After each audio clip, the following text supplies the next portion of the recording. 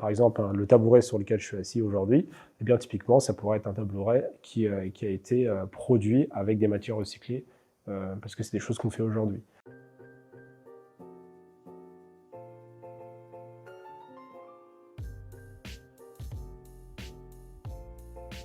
Mathieu Lecasi, 29 ans maintenant. Moi, je suis originaire du Val d'Oise et j'ai monté ma start-up en Essonne. Apporter des solutions aux entreprises, surtout.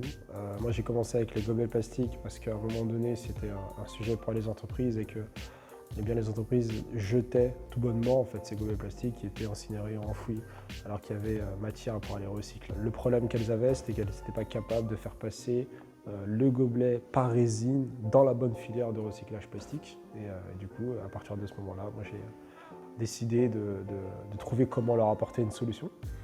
Et donc voilà comment on débrouille.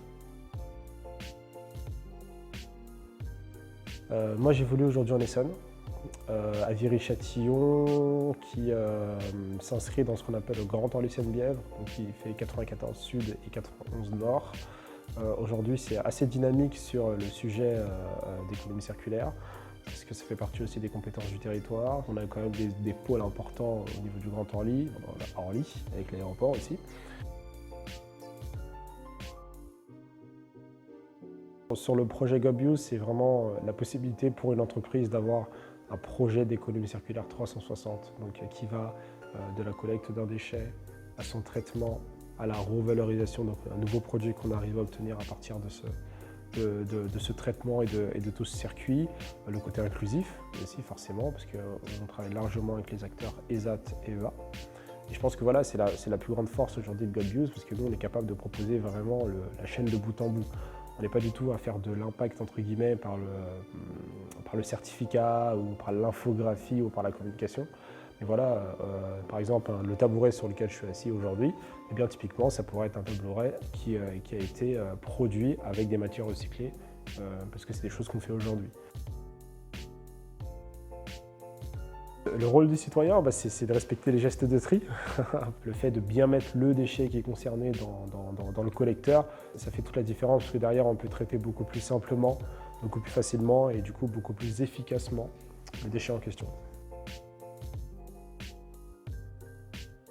Un peu plus à l'international quand même. Il y a quand même pas mal de besoins, notamment sur le continent asiatique, et en vérité, il n'y a pas tellement de solutions sur du recyclage ou de l'économie circulaire. Les grands projets, c'est de continuer à faire de l'économie circulaire avec de nouveaux déchets. Aujourd'hui, on travaille beaucoup avec le secteur médical qui entame un petit peu son virage écologique. Alors, on est encore aux prémices, mais bon voilà, nous on essaye de proposer des solutions et d'apporter des solutions par rapport à toute la problématique, que ce soit les instituts, les cliniques, les hôpitaux aussi forcément. Et de continuer aussi à travailler notamment sur les déchets plastiques. Encore une grosse actualité de notre côté, notamment au milieu marin, qu'on commence à travailler avec une grande entreprise qui travaille au milieu marin.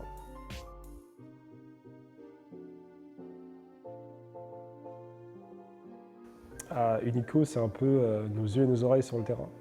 C'est grâce à eux qu'on arrive à avoir un véritable suivi, un suivi précis, un suivi clair, quasiment en temps réel de ce qu'on arrive à faire sur le côté opérationnel.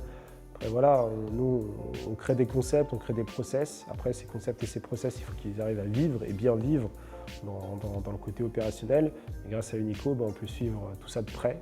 Et donc ça nous permet voilà, de gagner en efficacité, de 1, satisfaire le client, de 2, avoir un véritable impact et en plus de ça, pouvoir le mesurer assez aisément.